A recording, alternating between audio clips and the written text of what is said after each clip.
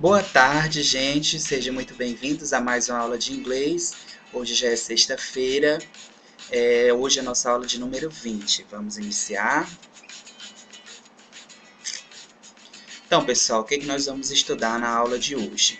A aula de hoje vai ser um complemento das aulas da semana anterior, tá certo? Que nós estudamos a respeito do presente simples, mas eu senti que vocês tiveram um pouco de dificuldade nesse conteúdo, então eu resolvi aprofundar um pouco mais ele. Enquanto eu não sentir que vocês estão engajados nesse conteúdo, a gente vai insistir um pouco mais nele, tá certo? Então hoje nós vamos focar nos verbos da terceira pessoa do singular, cujas terminações, as flexões vão terminar com SH, X, C, CH, O, Z e SS, que são os verbos que levam ES quando precisam ser flexionados na terceira pessoa.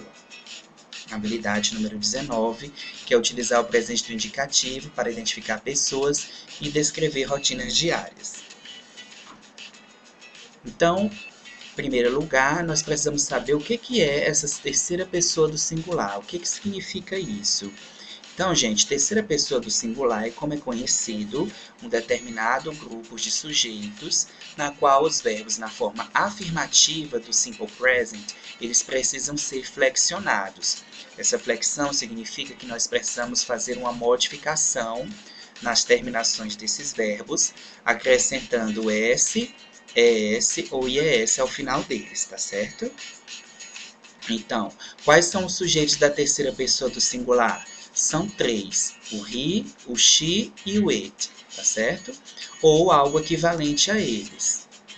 Um exemplo, he goes to school today. Então, essa frase ela está na terceira pessoa do singular, pois o sujeito é o pronome ele, he. Então, eu tenho que flexionar o verbo go nessa frase. A regra me pede isso. Então, o verbo go passa a ficar goes na terceira pessoa do singular, ok? Mas nem sempre vem um pronome he, she, it na frase. Mas às vezes vem um equivalente, como eu mencionei para vocês. Então, nesse segundo exemplo, em vez de usar o pronome he diretamente, eu usei um nome próprio. Alan goes. Então, o Alan é a mesma coisa que se eu estivesse usando o pronome ele. Então, apenas me referi ao Alan diretamente usando o nome dele. É uma terceira pessoa. Então, toda frase que tiver um único sujeito sobre o qual nós estamos falando algo, esse sujeito dizemos que está na terceira pessoa do singular. Tá certo? Então, Alan goes to school today. Nessa frase, eu também preciso flexionar o verbo go, acrescentando ES ao final dele.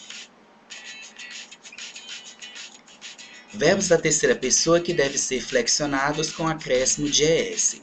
Especificamente nessa aula, nós vamos focar nos verbos que têm a terminação ES na terceira pessoa do singular. São flexionados com acréscimo dessas letras, tá? Então, quando que isso vai acontecer? Toda vez que o verbo estiver na terceira pessoa do singular e ele terminar com uma dessas letras, SH, CH, X, O, Z ou SS, são os verbos que vão levar ES na terceira pessoa do singular. Vamos ver quais são eles.